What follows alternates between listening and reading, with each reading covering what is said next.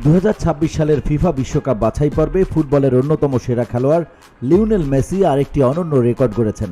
Buenos আইরেসের Estadio Alberto Jose আর্মান্দোতে অনুষ্ঠিত ম্যাচে পেরুকে 1-0 গোলে হারিয়ে বছরের শেষটা স্মরণীয় করে তুলেছে বর্তমান বিশ্ব এবং দক্ষিণ আমেরিকার চ্যাম্পিয়ন আর্জেন্টিনা।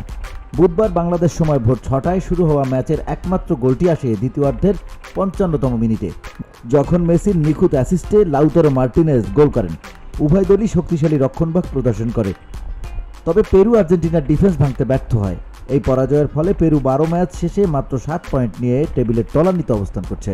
মেসির এই অ্যাসিস্টের মাধ্যমে তিনি আন্তর্জাতিক ফুটবলে সবচেয়ে বেশি অ্যাসিস্টের রেকর্ডে যুক্তরাষ্ট্রের ল্যান্ডন ডোনোভানের সঙ্গে যৌথভাবে শীর্ষে অবস্থান করছেন। 8 বারের ব্যালন ডি'অর জয়ী এই তারকা আবারও প্রমাণ করলেন কেন তিনি ফুটবলের সেরাদের সেরা।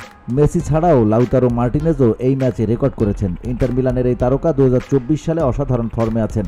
কোপা আমেরিকা ফাইনালের জয়সূচক গোল করা থেকে শুরু করে বিশ্বকাপ বাছাই পর্বে ধারাবাহিকভাবে গোল করে চলেছেন তিনি।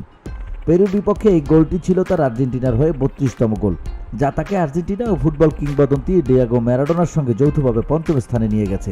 প্যারাগুয়ের বিপক্ষে 2-1 গোলে হারের পর এই জয় আর্জেন্টিনার জন্য ছিল ঘুরে দাঁড়ানোর মুহূর্ত। তারা এখন পর্যন্ত বাছাই পর্বে 12 ম্যাচে 8টি জয় অর্জন করেছে এবং তাদের পারফরম্যান্সে আত্মবিশ্বাসীভাবে এগিয়ে যাচ্ছে।